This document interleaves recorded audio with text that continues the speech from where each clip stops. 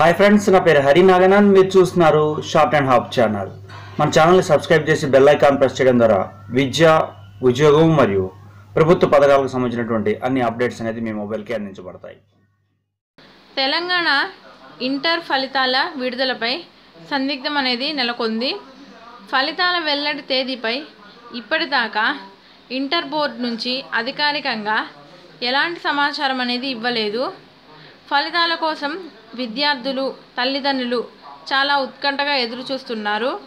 దీనికి తోడు ఆంధ్రప్రదేశ్లో ఇంటర్ రిజల్ట్స్ అనేవి వెల్లడించడంతో ఆందోళన కూడా చెందుతున్నారు. రెండు తెలుగు రాష్ట్రాల్లోనూ ఇంటర్ ఎగ్జామ్స్ అనేవి దాదాపుగా ఒకేసారి కంప్లీట్ చేశారు. రాష్ట్రంలో మార్చి 18వ తేదీన ఎగ్జామ్స్ అనేవి కంప్లీట్ అయ్యాయి.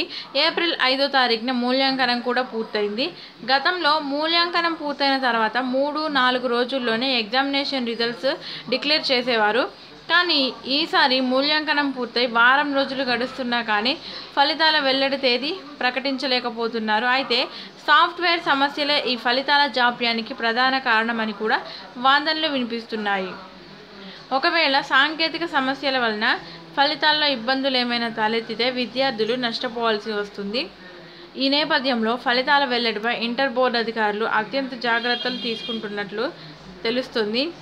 ఆలస్యమైనా కానీ ఈ రిజల్ట్స్ను సరిగ్గా వెల్లడించాలని అధికారులు భావిస్తున్నారు. ఈ నెల 18వ తేదీ తర్వాత ఫలితాలు విడుదలయ్యే అవకాశం ఉందని ఇంటర్ బోర్డులోని ఒక అధికారి తెలిపారు.